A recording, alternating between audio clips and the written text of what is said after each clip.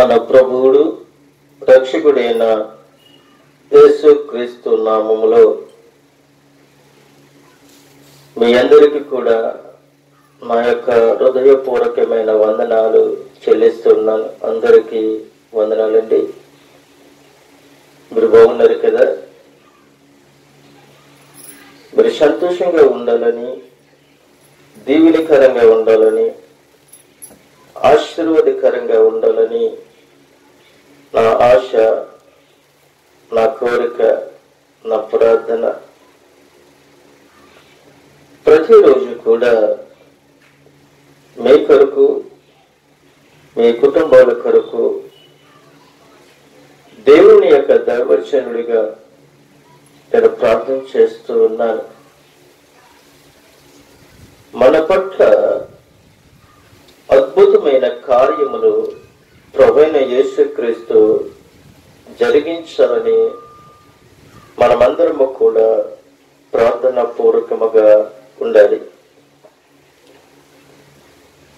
మన జీవితంలో మొట్టమొదటిది ఏమై ఉండాలి అనంటే ప్రార్థన కలిగి ఉండాలి. ప్రార్థనే ఒక ఆయుధముగా మనకి కనబడుతూ ఉంది.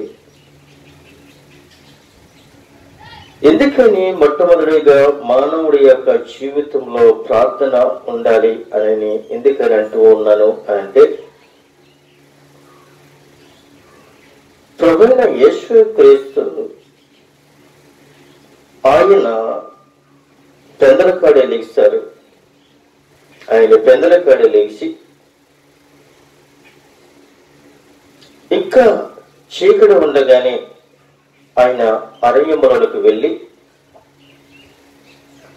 ఆయన మోకరించి ప్రార్థన చేయటము మొదలుపెట్టారు. ఉదాహరణగా మనం చూసుకున్నట్లయితే, ఏ పురుషుడైనా ఏ స్త్రీ అయినా కావచ్చు,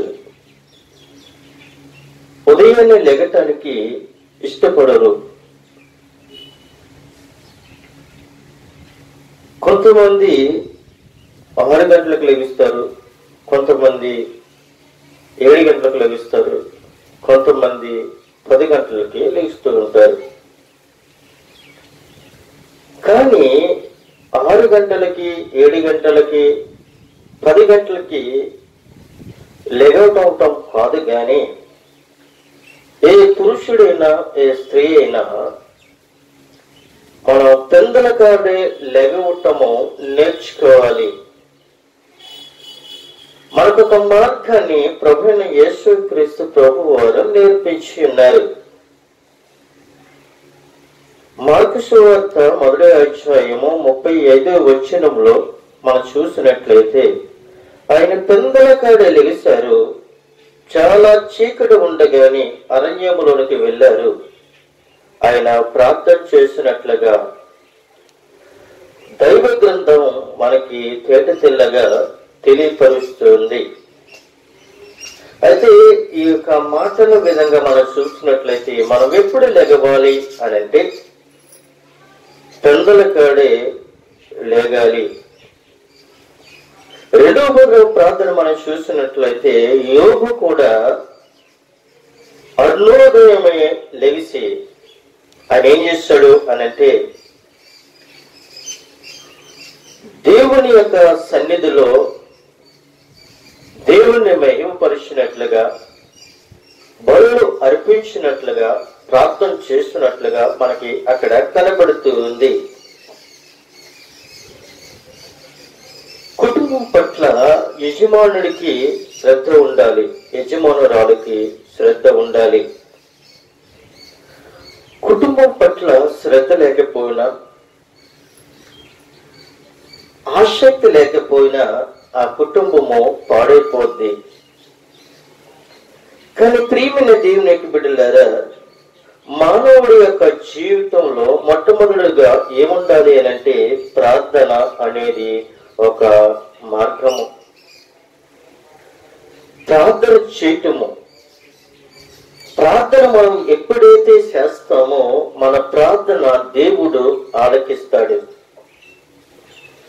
ఎందుకని ఈ మాట మీకు చెప్తూ ఉన్నాను అనంటే, యాకోబు కూడా ఒక అరణ్యములో పడుకుని ఒక రాయిని తీసుకుని తలగడగా వేసుకొని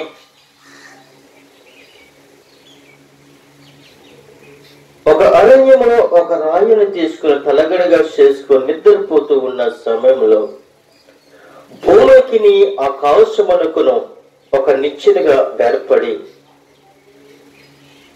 యాకోబు చేస్తున్న ప్రార్థన దేవుని యొక్క దేవదూతులు ఎక్కుతూ దిగుతూ అక్కడ మనకి కనబడుతూ ఉంది. అయితే ప్రియమైన దేవునికి బిడ్డలారా, అక్కడ యాకోబు ఆ యొక్క తలగడిని నిలబెట్టి నూనె పూసి అభిషేకించాడు. అక్కడ ఒక పేరు పెట్టినట్లుగా అక్కడ మనకి కనబడుతూ ఉంది. మన జీవితంలో యేసుక్రీస్తు యొక్క ప్రార్థన, యోబు యొక్క ప్రార్థన, యాకోబు యొక్క ప్రార్థన మనకి కనబడుతూ ఉంది. ఇలాగా అనేక మంది దైవజనుల ప్రార్థన, అనేకమైన దైవజనుల యొక్క ప్రార్థన, అనేక సంఘం యొక్క ప్రార్థన మనకి ఒక మార్గాన్ని తెరుస్తుంది. సంఘము ప్రార్థన చాలా విలువైనది, శక్తివంతమైనది. పేతురు చెరసాలలో ఉన్నప్పుడు సంఘము ఆసక్తితో ప్రార్థన చేస్తున్నట్లుగా మనం చూస్తూ ఉన్నాం. పౌలు శీలాలు దేవుని యొక్క ప్రార్థన చేసినప్పుడు సంఖ్యలు తెగిపోయినట్లుగా మనకి దేవుడు బయలుపరుస్తూ ఉన్నాడు. ఒక గడియలను మీరు మెలకువగా ఉండి ప్రార్థన చేయలేరా అని అడుగుతున్నాడు ప్రభువైన యేసుక్రీస్తు ప్రభువారు. ఒక్క గడియలను మెలకువగా ఉండి మీరు ప్రార్థన చేయలేరా? నిజమే, ఒక్క క్షణం మోకరించి మనం ప్రార్థన చేయలేం. వస్త్రాల కొరకు పాకులాడుతూ ఉంటాం, ఆభరణాల కొరకు పాకులాడుతూ ఉంటాం, ఆస్తుల కొరకు పాకులాడుతూ ఉంటాం, ప్రయాణాల కొరకు పాకులాడుతుంటాం, ఏదో ఒక వస్తువును కొనుక్కోవడానికి పాకులాడుతూ ఉంటాం. కానీ ప్రార్థన చేయటానికి మాత్రము మనకి సమయం దొరకదు. ప్రార్థన నీ జీవితాన్ని మారుస్తుంది, ప్రార్థన నీ బ్రతుకులను మారుస్తుంది, వాక్యములను వెలుగులోకి నడిపిస్తూ ఉంది. ప్రియమైన దేవునికి బిడ్డలారా, ప్రార్థన చేయండి. ప్రార్థన చేసిన తర్వాత వాక్యము చదవండి. అబ్రహాము యొద్దకు వాక్యం వచ్చింది, యోహాను యొద్దకు వాక్యం వచ్చింది. ఈ రోజు నేను ఈ యొద్దకు నా యొద్దకు వాక్యం వచ్చినట్లుగా అక్కడ కనపడుతూ ఉంది. అబ్రహాముని చూపించిన దేశం వరకు వెళ్ళండి అని చెప్తూ ఉన్నారు. ప్రార్థన ప్రార్థన ప్రార్థన ప్రార్థన నీ బ్రతుకును మారుస్తుంది, ప్రార్థన నీ స్థితిని మారుస్తుంది, ప్రార్థన నీ యొక్క నడవడికను మారుస్తుంది, ప్రార్థన నీ కుటుంబాన్ని మారుస్తుంది, ప్రార్థన నీ సంఘాన్ని మారుస్తుంది, ప్రార్థన దేశాన్ని మారుస్తుంది, ప్రార్థన అధికారులను మారుస్తుంది.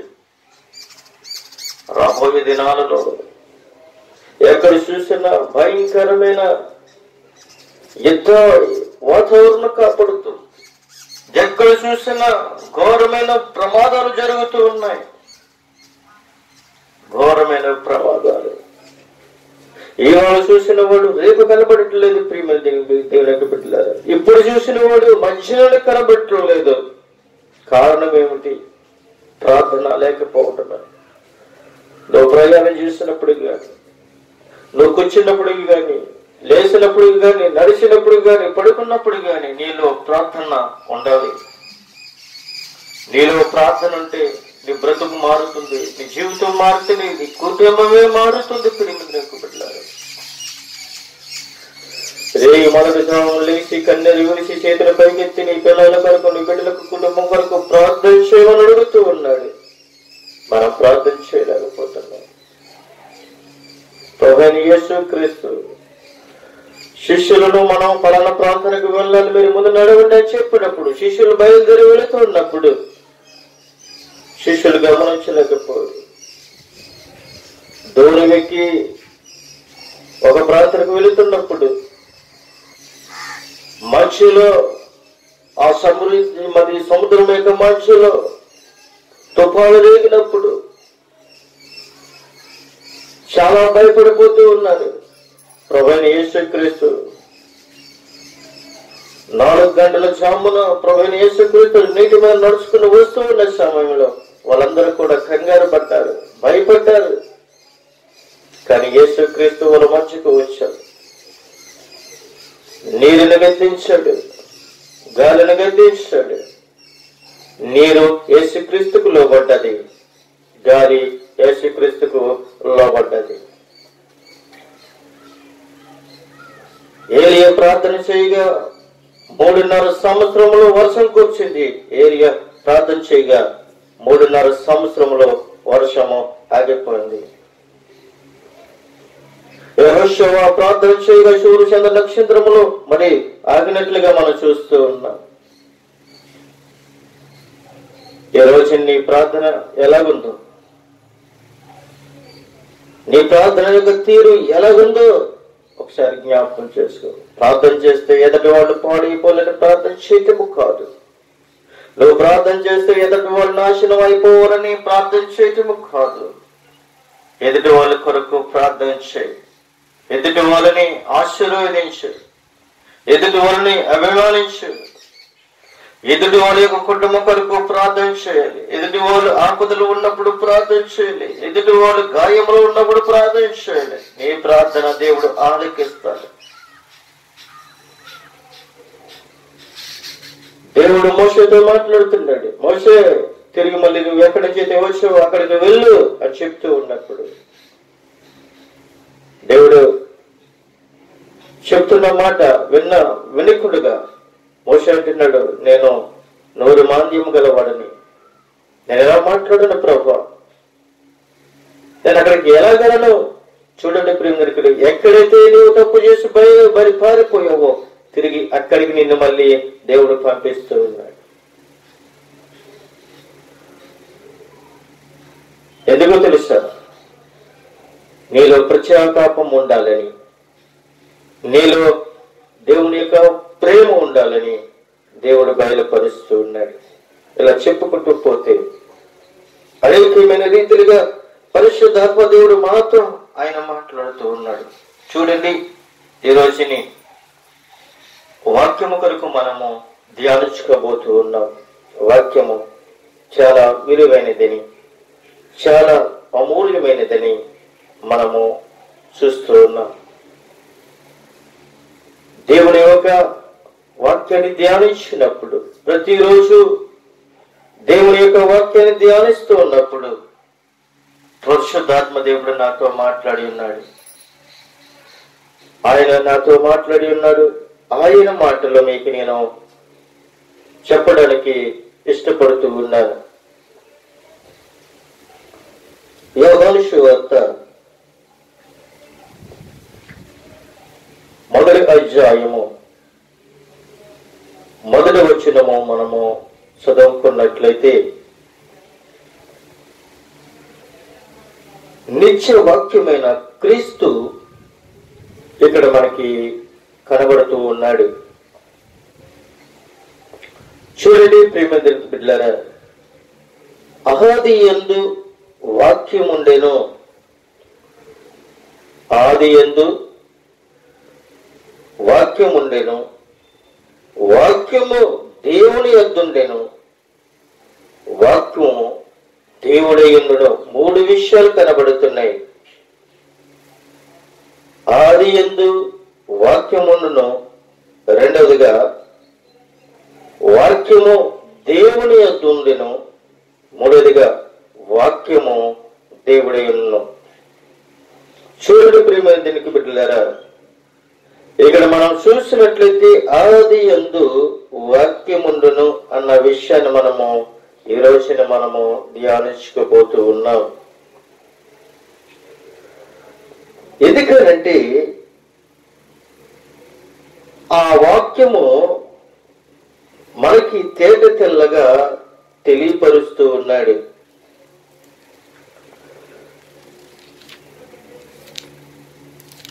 ఆదికాండ గ్రంథంలోకి వచ్చినట్లయితే మొదటి అధ్యాయము మొదటి వచనములో ఆయన మనకి సృష్టిలో ఏం జరుగుతూ ఉందో, ఏం జరగబోయిందో ఆయన మనకి ఇక్కడ చూపిస్తూ ఉన్నాడు. ఆది యందు దేవుడు భూమి ఆకాశములను సృజించెను. ఆది యందు వాక్యముండును అన్న విషయాన్ని యోహాను సువార్తలో మొదటి అధ్యాయములో మొదటి వచనములో మనం చూసాం. ఆది యందు దేవుడు భూమి ఆకాశములను సృజించెను అన్న ఆదికాండము మొదటి అధ్యాయము మొదటి వచనంలో మనము చూస్తూ ఉన్నాం. ప్రియమైన దేవుని యొక్క బిడ్డలారా, దేవుడు భూమి ఆకాశములను సృజించెను. పరిశుద్ధ గ్రంథమైన బైబిల్లోని ఈ ప్రారంభ వచనం హెబ్రీ మూలములో మనం చూసినట్లయితే 7 పదాలుండి అవి 7 కీలక సత్యములను స్థాపించినట్లుగా వాటిపైనే మిగిలిన బైబిల్ అంతా ఆధారపడి ఉంటూ ఉన్నదని ఇక్కడ మనకి తెలియపరుస్తున్నాడు. మొదలుగా మనం చూసినట్లయితే దేవుడు ఉనికిని కలిగి ఉన్నాడుగా, దేవుణ్ణి సంతోష పెట్టడానికి అవసరమైన మొదటి అడుగు ఆయన ఉనికిని అంగీకరించడము అవసరమై ఉన్నట్లుగా మనకి కనబడుతూ ఉంది.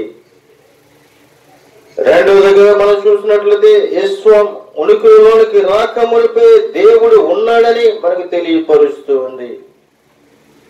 మూడవదిగా మనం చూసినట్లయితే బైబిల్లో దేవుని ప్రాధాన్యత, మొదటి క్రియకు కర్త ఆయనే, వాస్తవానికి ఆయన ఇతరులు ప్రాంతముల కన్నా ఎక్కువ క్రియలను కర్తగా ఉన్నాడని ఇక్కడ మనకి చూపిస్తూ ఉంది. నాలుగవదిగా మనం చూసినట్లయితే సృష్టికర్త ఆయన. ఐదవదిగా మనం చూసినట్లయితే దేవుడు మర్మమై ఉన్నవాడు.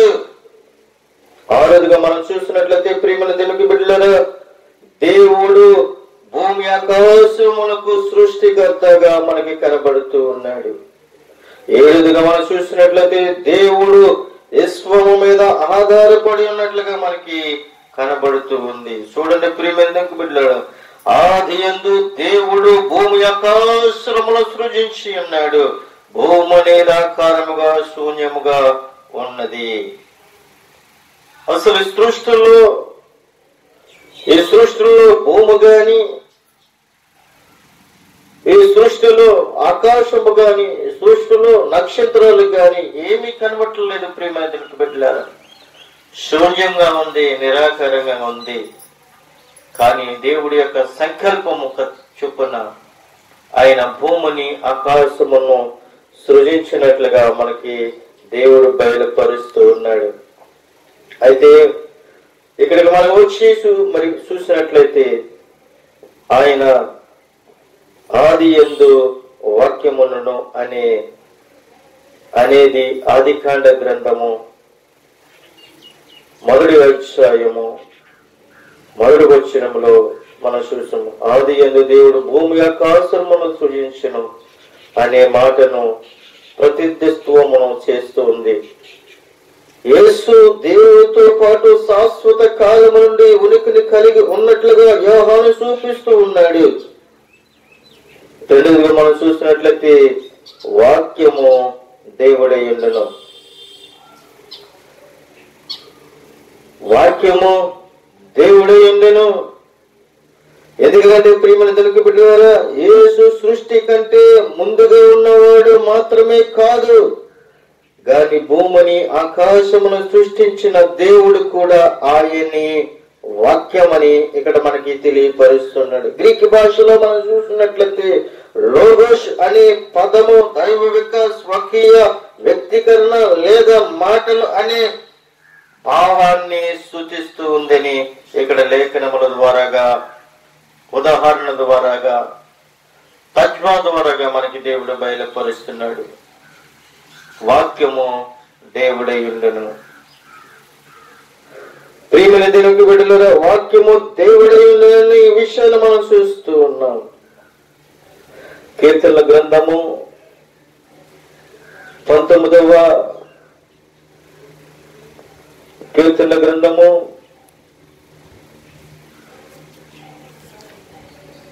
19వ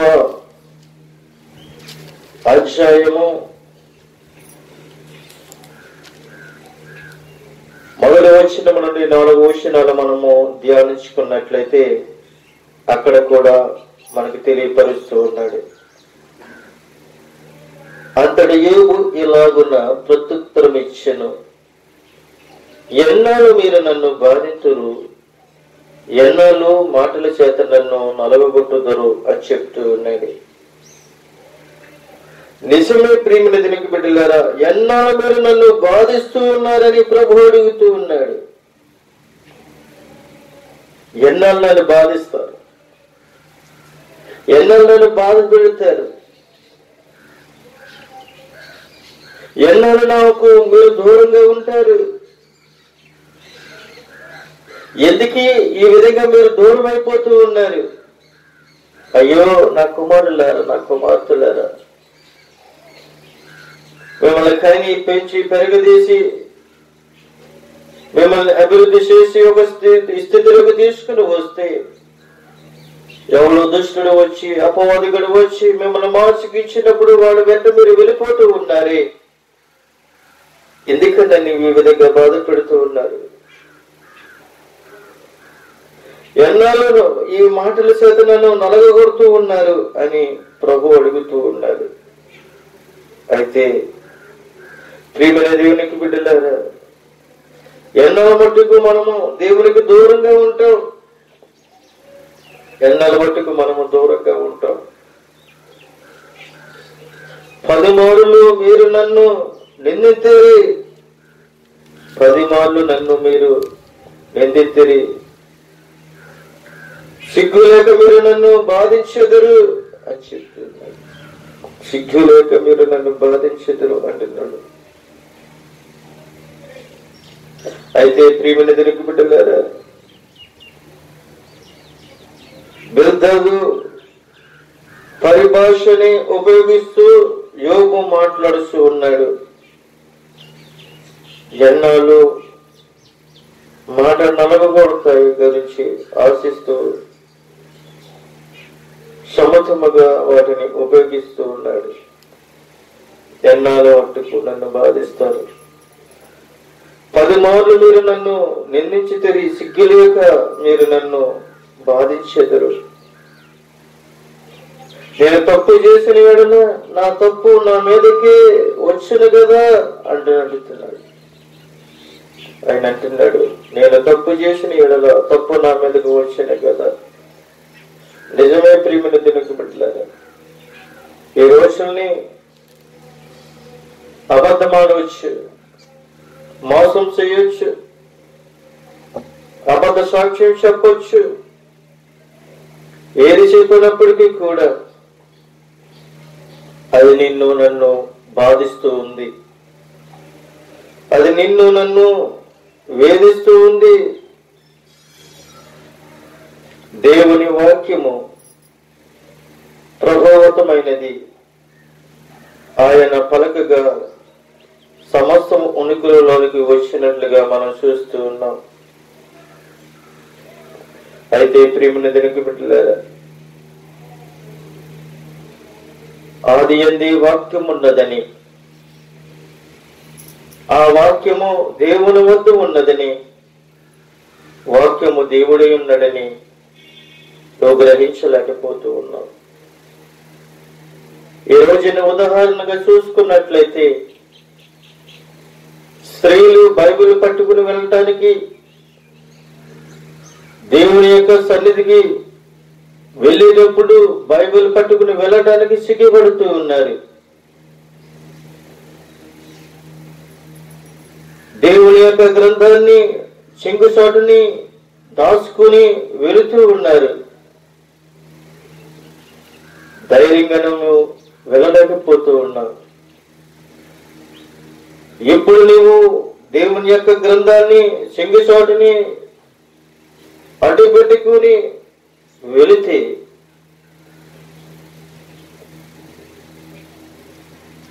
రేపొద్దున ప్రభువైన యేసుక్రీస్తు నిన్ను కూడా చూసి ఆయన నిన్ను పక్కన పెడితే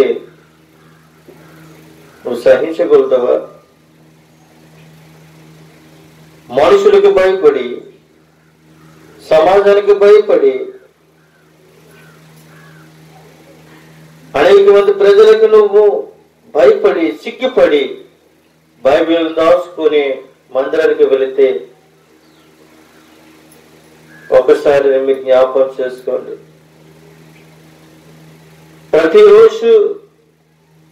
ప్రతిరోజు ఉదయాన్నే లేచి వాక్యమును చదువుతూ ఉన్నావా?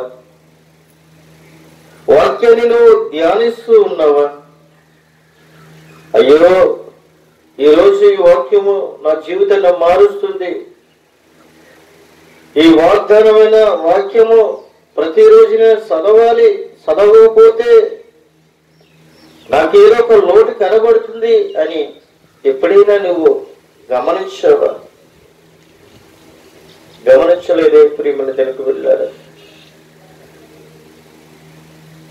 అనేకమైన ప్రాంతాలలోనూ, అనేకమైన దేశాలలోనూ, అనేకమైన పట్టణాల్లోనూ వాక్యము కొలువైపోయినట్లుగా అనేక మంది ప్రజలు అడవుల్లోకి పారిపోయి ప్రార్థన చేస్తూ ఉన్నారు ఈ రోజుల్లో. ఆనాడు యేసుక్రీస్తు ప్రభు వారు కొండ మీద ప్రసంగం చేసినప్పుడు అనేక మంది దేవుని యొక్క వాక్యాన్ని విన్నారు. అప్పుడు యేసుక్రీస్తు ఆయన నోటు ద్వారాగా ఆయన సువార్తను ప్రకటించారు. ఈ రోజుల్లో నువ్వు అచ్చ తెలుగులోను, స్వచ్ఛమైన తెలుగులోను, స్వచ్ఛమైన భాషలోను, స్వచ్ఛమైన వాక్యము దేవుడు మన చేతికి ఇచ్చారు. ఆయన యొక్క జీవితాన్ని పనికిరాని వ్యక్తులు, పనికిరాని మనుషులు ఏం చేస్తూ ఉంటారు తెలుసా? ఒక డైరీని తీసుకుని వాళ్ళ జీవితంలో ఏం జరిగిందో ఉదయం లేచిన కానించి సాయంకాలం వరకు ఏం చేస్తారో డైరీలో రాసుకుంటారే. అలాగే దేవుని యొక్క వాక్యాన్ని హృదయంలో రాసుకోలేవా? ఉదయం నుండి 1వ తారీఖు నుండి చివరి తారీఖు వరకు కూడా నువ్వు ఎక్కడ ఖర్చు పెట్టావో, నువ్వు ఎక్కడికి వెళ్ళావో, ఏ ప్రాంతం వెళ్ళావో ఇవన్నీ కూడా డైరీలో రాసుకుంటావు కదా. కానీ దేవుని యొక్క వాక్యము నీ హృదయంలో రాసుకోలేవా? ఒక డైరీలో నువ్వు రాసుకుంటున్నావు పనికిరాని వస్తువులన్నీ కూడా. నేను ఎంత ఖర్చు పెట్టాను, నేను ఎవరికి ఏమి ఇచ్చాను, ఇవన్నీ కూడా డైరీలో రాసుకుంటున్నావు. కానీ పవిత్రమైన గ్రంథాన్ని నీ హృదయంలో రాసుకోలేకపోతున్నావు, దాచుకోలేకపోతున్నావు. దేవుని పుట్టిలాగా ఆయన అంటూ ఉన్నాడు, ఆయన ఆది యందు దేవుని యొద్ద ఉండెను. చూడండి, ఆయన ఆది యందు దేవుని యొద్ద ఉండెను, సమస్తమును ఆయన మూలంగా కలిగెను. ఈ వాక్యము దేవుడి యందును, వాక్యము దేవుని యొద్దను. ఆ వాక్యము ఏమైనదంటే ఆయన యొద్ద ఉన్నట్లుగా మనకి తెలియపరుస్తున్నాడు. కలిగి ఉన్నది ఏది ఆయన లేకుండా కలగలేదు. చూడండి ప్రేమ దేవుని యొక్క బిడ్డలారా, ఆయనలో జీవముండెను, ఆయనలో జీవముండెను. ఆ జీవము మనుషులకు వెలుగైండును. నిజమే, ఆయన జీవము కలిగిన దేవుడు. ఆయనలో ఏముంది అనంటే జీవముంది. పక్షి జీవం వేరు, పంది జీవం వేరు, కుక్క జీవం వేరు, దూడ జీవం వేరు. కానీ శాశ్వతమైన జీవాన్ని దేవుడు మనకి ఇచ్చాడు. మన దేవుడు జీవము కలిగిన దేవుడు. ఆ శాశ్వతమైన జీవాన్ని మనందరికీ పంచాడు. ప్రేమ దేవునికి వెళ్ళారా, పరిశుద్ధమైన దేవుడు, పరిశుద్ధాత్ముడు మనలను కూడా పరిశుద్ధంగా ఉండండి, పరిశుద్ధంగా జీవించండి అని చెప్పి ఆయన చేతులతో మనల్ని సృష్టించి ఉన్నాడు. ఆయన చేతులతో సృష్టించాడు. ఆయన రూపాన్ని లిఖించాడు. ఆ యొక్క జీవాన్ని, ఆ యొక్క సృష్టించిన ఆ యొక్క మట్టి బొమ్మలోనికి మనల్ని ఆయనకు జీవాన్ని ఊది, నాసిక రంధ్రము ద్వారాగా ఆయనకు జీవాన్ని ఊది మానవుడిని నిలబెట్టిన దేవుడు, ఏకైక దేవుడు ఎవరైనా ఉన్నారా అనంటే నేనంటేను నా ప్రభువైన యేసు క్రీస్తే. ఎందుకు తెలిసే ప్రియములు దీనికి బిడ్డలారా, సృష్టిలో భూమి లేదు, ఆకాశము లేదు, సూర్య చంద్ర నక్షత్రము లేదు, మనుషులు లేవు, జంతువులు లేవు.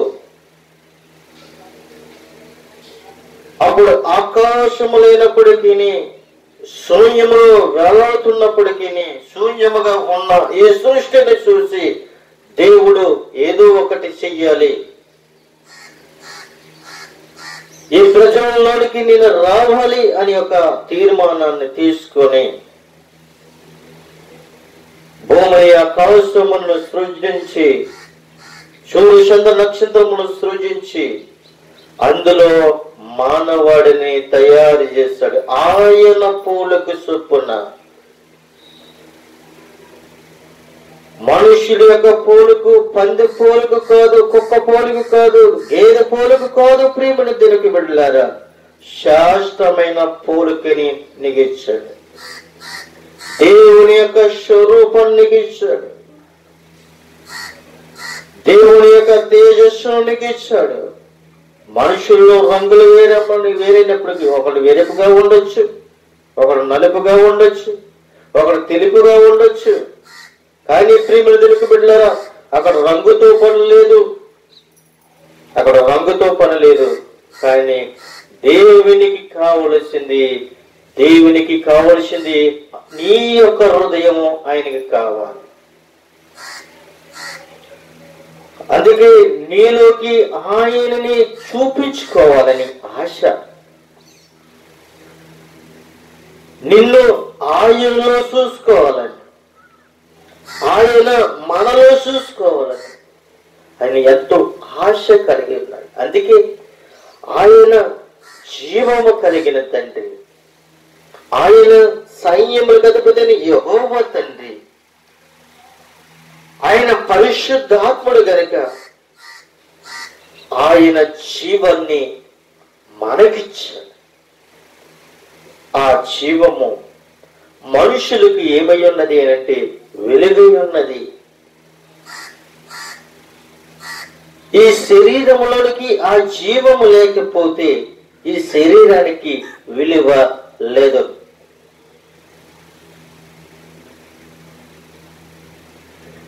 ఈ ఎరుపు శరీరమైనా కావచ్చు, నలుపు శరీరమైనా కావచ్చు, తెలుపు శరీరమైనా కావచ్చు, ఏ శరీరమైనా కావచ్చు, ఇక్కడ ఆ శరీరములోనూ ఆ యొక్క దేవుని యొక్క జీవము లేకపోతే ఎరుపు కనబడదు, నలుపు కనబడదు, తెలుపు కనబడదు. ప్రియమైన దేవుని యొక్క బిడ్డలారా,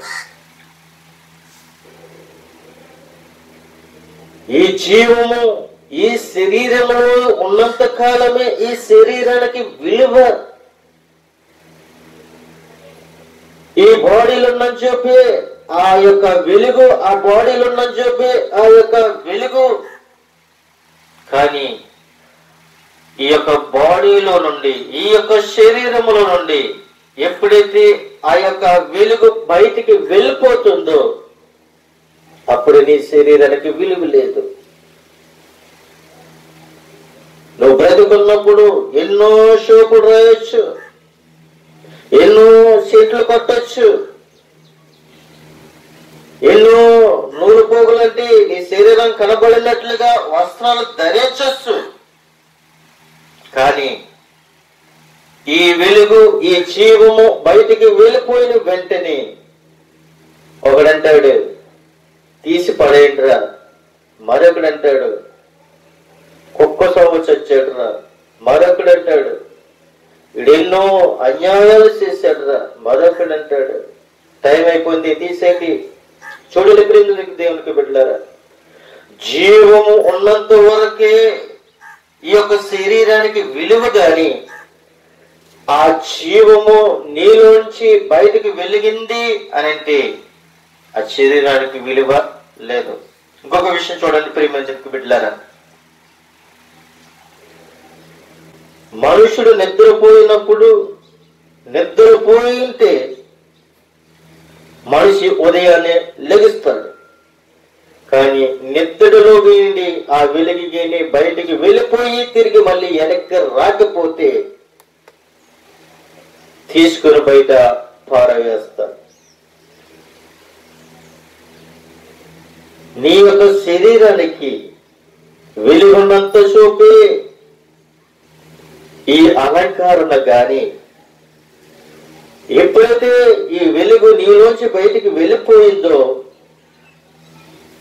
ఈ శరీరానికి విలువ లేదు. ఇంకొక విషయం చూడండి ప్రియమిత్రులకు బిడ్డలారా, మోషే సీనాయి పర్వతం మీద ఎక్కిన తర్వాత 40 రాత్రులు 40 పగళ్ళు అక్కడ దేవుని యొద్ద ఉన్నప్పుడు దేవుడు ఆయన తేజస్సుతో మోషేతో మాట్లాడుతున్నప్పుడు కిందకి మోషే దిగి వచ్చినప్పుడు అక్కడ ఉన్న ప్రజలందరూ కూడా మోషే యొక్క ముఖము చూడలేక ముఖము దాచుకున్నట్లుగా అక్కడ మనకి కనబడుతూ ఉంది. ఎందుకో తెలుసా ప్రియమిత్రులకు బిడ్డలారా, మోషేలో దేవుని యొక్క తేజస్సు అక్కడ కనబడుతూ ఉంది. దేవుని యొక్క తేజస్సు అక్కడ మనకి కనబడుతుంది. అయితే ఆ జీవము మనుషులకు ఎలుగయ్యుండును అని చెప్తుంది. ఆ వెలుగు చీకటిలో ప్రకాశిస్తున్నది గాని చీకటి దానిని గ్రహించుకుండెను అని చెబుతూ దేవుని యొద్ద నుండి పంపబడిన ఒక మనుష్యుడుండెను. నిజమే, దేవుని యొద్ద నుండి పంపబడిన ఒక మనుష్యుడున్నాడు. నీవైనా, నేనైనా, స్త్రీ అయినా, పురుషుడైనా, ఎవరైనా కావచ్చు, దేవుని యుద్ధ నుండి మనం పంపబడిన వారమై ఉన్నాం. దేవుని యొక్క పట్టణము నుండి మనం పంపబడిన వారమై ఉన్నాం. దేవుని యొక్క రాజ్యము నుండి మనం పంపబడిన వారమై ఉన్నాం. దేవుని యొక్క దేశముల నుండి, పట్టణముల నుండి, దేవుని యుద్ధ నుండి మనం పంపబడిన వారమై ఉన్నాం. ఈ లోకంలోకి వచ్చినప్పుడు, దేవుని యుద్ధ ఉన్నప్పుడు నువ్వు పేరులు లేకపోవచ్చేమో గాని భూలోకానికి వచ్చినప్పుడు నీకు ఏదో ఒక పేరు ఉంటది. నీ తల్లిదండ్రులు పెట్టిన పేరైనా కావచ్చు, బంధువులు పెట్టిన పేరైనా కావచ్చు, సంఘం పెట్టిన పేరైనా కావచ్చు, దైవజనులు పెట్టిన పేరైనా కావచ్చు, ఏ పేరైనా కావచ్చు. ప్రియమందరికి బిడ్డలారా, నీకు శాశ్వతమైన పేరు దేవుడు నీకు ఒక పేరు పెట్టాడు. దేవుని స్తోత్రం, హల్లెలూయా. దేవుడు నీకు ఒక పేరు పెట్టాడు. తల్లి గర్భంలోనే దేవుడు పేరు పెట్టాడు. యోహాను పేరు పెట్టాడు. ఆ పంపబడిన వాడే యోహాను. ఈ రోజు నేను నీకు నాకు ఈ భూలోకంలో 4-5 పేర్లు ఉండొచ్చు, కానీ ఒకే ఒక పేరు దేవుడు పెట్టాడు, యోహాను అని. గర్భంలో ఉండగానే పేరు పెట్టాడు. గర్భంలో ఉండగానే పేరు పెట్టి పిలిచాడు. ప్రేమ దేవుడు ఎట్టు బిడ్డలారా, ఏ రోజుల్లో నువ్వు నీ తల్లిదండ్రులు పేరు పెట్టుండొచ్చు, ముందు పేర్లు పెట్టుకోవచ్చు, నీకు ఇష్టమైన పేర్లు పెట్టుకోవచ్చు, కానీ ఏ పేరు కూడా అది శాశ్వతమైనది కాదు. కానీ నీకొక పేరు పెట్టాడు. దేవుని స్తోత్రం, హల్లెలూయా. ఆ పేరు దేవుడు పెట్టాలి. దేవుడు పెట్టి ఆ పేరు దేవుని యొక్క జీవ గ్రంథంలో రాయబడాలి. చూడండి, అతని మూలముగా అందరూ విశ్వసించినట్లు అతడు వెలుగును గూర్చి సాక్ష్యం ఇచ్చుటకు సాక్షిగా వచ్చాడు. మొట్టమొదటిసారిగా మనం చూసినట్లయితే యేసుక్రీస్తుకు ముందుగానే దేవుని యొద్ద నుండి పంపబడిన వాడు ఏ విధంగా వచ్చాడో తెలుసా? సాక్ష్యం ఇవ్వడానికి వచ్చాడు. ఆయన సాక్షి. సాక్షి టీవీలు కానీ, సాక్షి పేపర్ కాదండి ఇక్కడ కావాల్సింది. ఆయన ఒక సాక్షిగా, ఒక మానవుడిగా ఈ భూలోకానికి పంపబడిన వాడు అయినాడు. ఈ పంపబడిన వాడు, ఈ సాక్షిగా వచ్చిన వాడు యోహాను. దేవుని యొద్ద నుండి ఆయన వచ్చాడు. ఆయన పేరు యోహాను. ఆ యోహాను ఏమై ఉన్నాడంటే సాక్షిగా ఉన్నాడు. నీకు నాకు ఒక సాక్షిగా ఉన్నాడు. చూడండి ప్రేమను దేవునికి బిడ్డలారా, ఉదాహరణగా మనం చూసుకున్నట్లయితే లాయర్కి ఒక దొంగకి మధ్యన, సారీ ఒకసారి ఆలోచించండి, జడ్జికి దొంగకి మధ్యన ఒక వ్యక్తి ఉంటాడు, ఆయన లాయర్. నిపక్షంగా ఆయన వ్యాజ్యమాడుతూ ఉన్నాడు. పాపము నుండి, దోషము నుండి, చెడు తలంపుల నుండి, శరీర కోరికల నుండి నీ పక్షాన్ని ఆయన ఏం చేస్తున్నాడు? వ్యాజ్యమాడుతూ ఉన్నాడు. అయితే ప్రియమైన దేవునికి బిడ్డలారా, సాక్ష్యం ఇవ్వటానికి, దేనికి సాక్ష్యం ఇవ్వటానికి అంటే వెలుగును గూర్చి. నా ప్రభువైన యేసుక్రీస్తు ఏమై ఉన్నాడంటే ఆయన వెలుగై ఉన్నాడు. వెలుగును గూర్చి ఆయన సాక్ష్యం ఇవ్వటానికి ఆయన వస్తున్నాడు. యోహాను ఎలుగై ఉండలేదు కానీ వెలుగును గూర్చి సాక్ష్యం ఇవ్వటానికి వచ్చాడు ఆయన. యోహాను ఎలుగు కాదు గాని వెలుగును గూర్చి ఆయన సాక్ష్యం అవటానికి వచ్చాడు. యోహాను పంపబడ్డాడు, ఆయన ఒక సాక్షిగా ఉన్నాడు. కానీ ఆ యోహాను వెలుగు కాదు, వెలుగును గూర్చి సాక్ష్యం ఇవ్వటానికి ఆయన వచ్చాడు. ఆయన సాక్షిగా ఈ లోకానికి వచ్చాడు. నీకు నాకు ఒక సాక్షిగా ఆయన ఉన్నాడు. నీకు నాకు కూడా ఆయన ఒక వెలుగుగా ఉన్నాడు. ప్రియమైన దేవుని బిడ్డలారా, నిజమైన వెలుగు ఉన్నది ఎక్కడుంది అనంటే అది లోకములోనికి వచ్చును. నిజమైన వెలుగుండెను, అది లోకములోనికి వచ్చును. ప్రతి మనుషుడిని వెలుగుచుచున్నది.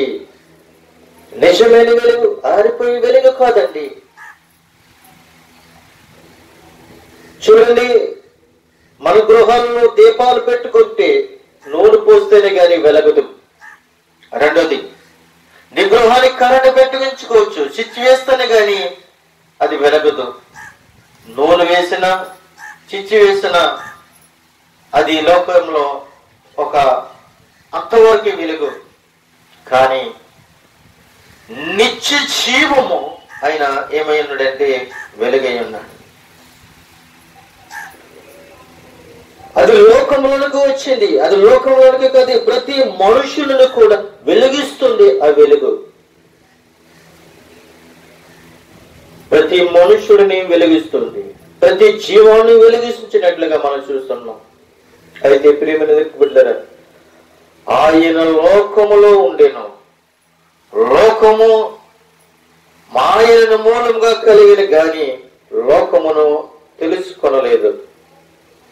ఆయన తన స్వకీయులందరినీ అనగా తన నామమందు విశ్వసించిన వారికి దేవుని పిల్లలగుటకు ఆయన అధికారము అనుగ్రహించను. మనల్ని దేవుని పిల్లలగుటకు, మనము దేవుని పిల్లలమగుటకు ఆయన ఏం చేస్తాడంటే అధికారాన్ని మనకి అనుగ్రహించాడు. మన తల్లిదండ్రులకి పిల్లలమ కాదు గాని మనం దేవునికి పిల్లలమవుతూ ఉన్నాం. తల్లిదండ్రులని కనొచ్చు పెంచొచ్చేమో గాని అది ఇంత వరకు, అది భూ సంబంధమైనంత వరకు గాని అది శాశ్వతమైనది కాదు. కానీ దేవుని పిల్లలగుటకు ఆయన మనకేమిచ్చాడంటే అధికారాన్ని ఇచ్చాడు. ప్రభువైన యేసు క్రీస్తు నా తండ్రి, సైన్యములకు అధిపతి యెహోవా తండ్రి నా తండ్రి, పరిశుద్ధాత్మ దేవుడు నాకు తండ్రి, జీవము కలిగిన దేవుడు నాకు తండ్రి, ఆయన వెలుగు నాకు ఇచ్చాడు. కాబట్టి ఈ రోజు నేను తిరుగుతూ ఉన్నాను. ఆ వెలుగు నన్ను నడిపిస్తుంది, వెలుగులో నన్ను నడిపిస్తుంది, చీకటిలో నన్ను తప్పించింది. అంధకార శక్తుల నుండి, చీకటి శక్తుల, దురాత్మ శక్తుల నుండి, అనేకమైన శక్తుల నుండి నన్ను నడిపించిన, విడిపించిన దేవుడు నా ప్రభువైన యేసుక్రీస్తు. అది నా వెలుగులోనికి వచ్చింది అని మనం నమ్మాలి, విశ్వసించాలి. అయితే వారు దేవుని వలన పుట్టిన వారే గాని రక్తము వలనను శరీరీచ్ఛల వలనను మన మధ్య నివసించును. తండ్రి వలన కలిగిన అద్వితీయ కుమారుడు మహిమపరచవలనని ఆయన మహిమై ఉండేను అని చెప్తున్నాడు. మనమైతే తండ్రి వలన శరీరీచ్ఛల వలన పుట్టిన వారము. కానీ ప్రభువైన యేసు క్రీస్తు ఆయన శరీరముతో కాదు గాని, తల్లిదండ్రుల యొక్క కలయికతో కాదు గాని అక్కడ పరిశుద్ధాత్మ ద్వారాగా ఆయన జన్మించినట్లు, ఆ పరిశుద్ధాత్మ గురించి ఒక సాక్ష్యం ఇవ్వటానికి, ఒక సాక్షిగా ఒక వ్యక్తి దేవుని యొద్ద నుండి పంపబడ్డాడు. అది సాక్షిగా నిలబడ్డాడు. అలాగే నిన్ను నన్ను కూడా సాక్షిగా నిలబెట్టడానికి దేవుడు ఒక అధికారాన్ని ఇచ్చాడు. మీరు సర్వలోకంలోకి వెళ్ళి సర్వ సృష్టికి సువార్తను ప్రకటించండి. ప్రతి దైవజనుడికి ఒక అధికారం ఇచ్చాడు. స్వస్థపరిచే వరాన్ని ఇచ్చాడు,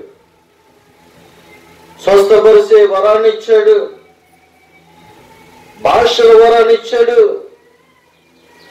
ప్రవచనాల వరాన్ని ఇచ్చాడు, అద్భుత కార్యములు చేయ వరాన్ని ఇచ్చాడు, దయ్యములను వెలగొట్టే వరాన్ని ఇచ్చాడు, చనిపోయిన వారిని లేపగలే వరాన్ని ప్రతి ఒక్క దైవజనుడికి ఇచ్చాడు. కానీ మనమే దాన్ని ఉపయోగించుకోలేకపోతున్నాం.